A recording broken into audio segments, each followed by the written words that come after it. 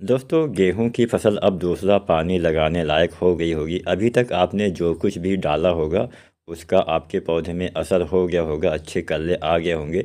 लेकिन मान लीजिए आपने देर से बुआई की है, तो ऐसी कंडीशन में कुछ बातें ध्यान रखिए। जैसे पहला पानी अगर आप अभी लगाने वाले हैं, बहुत से किसान साथी गन्ना कटाई के बाद या फिर दिसंबर में अगर आपने गेहूँ लगाया हो तो पहला पानी 20-25 दिन पे आपको लगाना है। अगर मान लीजिए नमी है तो 30 दिन तक भी आप लगा सकते हैं। और पहले पानी पे यूरिया डालिए, साथ में जिंक डालिए, साथ में सल्फ़र डालिए। यूरिया आपको डालना होता है 1 बैग यानी 40-45 किलो।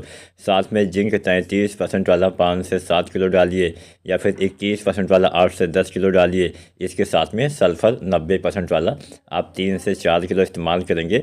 तो सल्फ़र डालने से बहुत फ़ायदा होता है, मिट्टी में आपके काफ़ी सुधार करता है। सल्फ़र को मिट्टी का टॉनिक भी बोला जाता है, पीएच वगैरह भी कुछ कम करता है। इसके साथ साथ आपके पौधे में नाइट्रोजन और फास्फोरस ग्रहण करने की क्षमता, खासकर नाइट्रोजन ग्रहण करने की क्षमता को बहुत बढ़ा देता है, जिससे पौधे को अधिक मात्रा में यूरिया लग पाती है।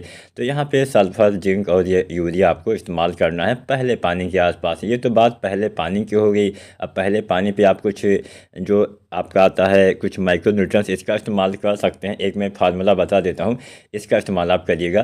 तो यहाँ पे अगर आपने जिंक ना डाला हो तो जिंक आप स्प्रे विधि से भी प्रयोग कर सकते हैं। सबसे पहली चीज़ आपको लेना है यूरिया 1 से 2 किलो। दूसरा चीज़ आपको लेना है जिंक 33% वाला लगभग 700 ग्राम। तीसरा चीज़ लेना है मैग्नीशियम सल्फेट 1 किलो। और चौथा चीज़ लेना है फेरस सल्फेट लगभग 500 ग्राम, आधा किलो। ये 4-5 चीज़ें आपको पहले पानी के बाद आपको छिड़काव यानी स्प्रे विधि से प्रयोग करना है। इसके इस्तेमाल से कई बार हम कुछ खरपतवार नाशी का भी इस्तेमाल करते हैं, जिससे पौधे में भी कुछ बुरा असर होता है। तो अगर आप इसका इस्तेमाल करते हैं, मान लीजिए फसल थोड़ा बहुत पीला है तो पीलापन दूर हो जाएगा, आपके पौधे में हरियाली आएगी, अच्छे से ग्रोथ होगा, अच्छे कल्ले, अच्छी फुटाव, अच्छा बढ़वार आपको देखने को मिलेगा। अब पहला पानी अगर आप अभी लगाने वाले हैं और अभी तक आपने पोटास वगैरह ना डाला हो तो पोटास की पूर्ति भी आप करिए। पोटास जो आता है एमओपी पोटास 60% वाला लगभग 25 से 30 किलो पर एकड़ के हिसाब से पहले पानी के आसपास आप इस्तेमाल करेंगे तो भी लाभ मिल जाएगा। वैसे तो बुआई के समय ही आपको इसका इस्तेमाल जो है वो कर देना चाहिए।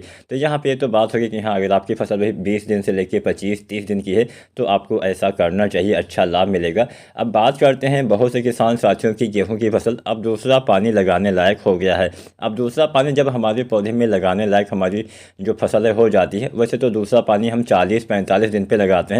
तो इस अवस्था में आपको एक बात का ध्यान ये रखना है कि अभी तक जितना भी कल्ले निकलना होता है, हालांकि कुछ मात्रा में 40-45 दिन पे भी कल्ले का फुटाव कहीं कहीं हो जाता है, लेकिन जितने भी अभी कल्ले निकले हैं ऐसा नहीं कि हाँ सभी कल्ले एक समान होते हैं। कुछ कल्ले पहले जो निकलते हैं वो बड़े हो जाते हैं, जो बाद में निकलते हैं वो छोटे रह जाते हैं।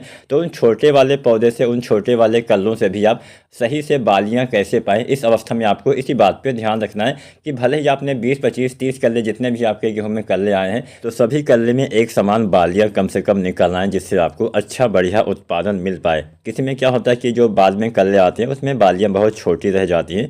तो यहाँ पे एक समान बालियाँ पाने के लिए दूसरे पानी पे भी आपको नाइट्रोजन की पूर्ति करनी होती है। पहले तो दूसरा पानी 40-45 दिन या फिर अपनी मिट्टी के हिसाब से आप जो समय है कम ज़्यादा भी कर सकते हैं।